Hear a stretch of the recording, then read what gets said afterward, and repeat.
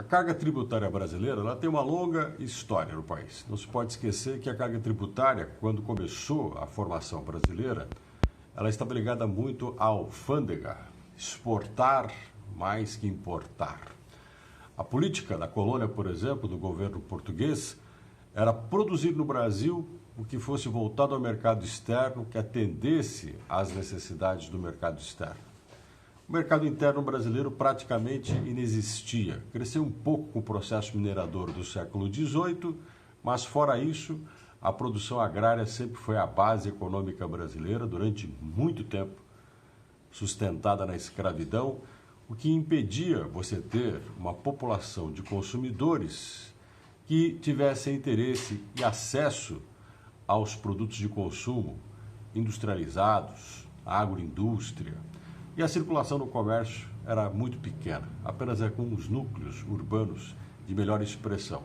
Isso se manteve, de certa forma, mesmo depois do fim da escravidão, crescimento até relativo no início do século XX do mercado interno, e são duas guerras mundiais, entre 1914 a 18, a primeira, e depois, de 1939 a 45, a segunda, que amplia ainda mais a produção industrial brasileira, o consumo interno, o aumento populacional e o aumento das grandes cidades.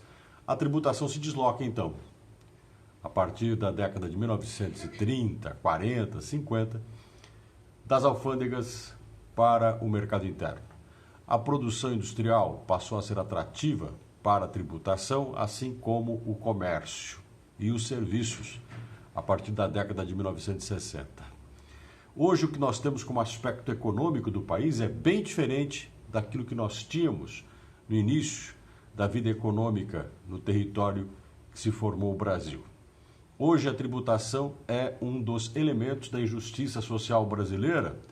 Por quê? Ela cresceu menos de uma forma horizontal e muito de uma forma vertical. As suas exceções transformou a carga tributária brasileira numa colcha de retalhos.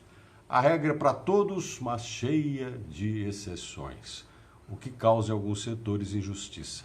Agora estamos discutindo mais uma vez, como sempre discutimos, a tal da reforma tributária. Essa reforma precisa ser mais horizontal, menos colcha de retalhos e aliviar para setores considerados fundamentais, aqueles que no futuro podem ser a alavanca de uma economia, melhorando a qualidade humana. Temos que tributar menos na educação e aquilo que está relacionado a ela, e também nas condições de saúde dos brasileiros e na infraestrutura. Se formos por esse caminho, a tributação necessária, teremos menos sonegação, mais desenvolvimento, incentivos e brasileiros mais qualificados.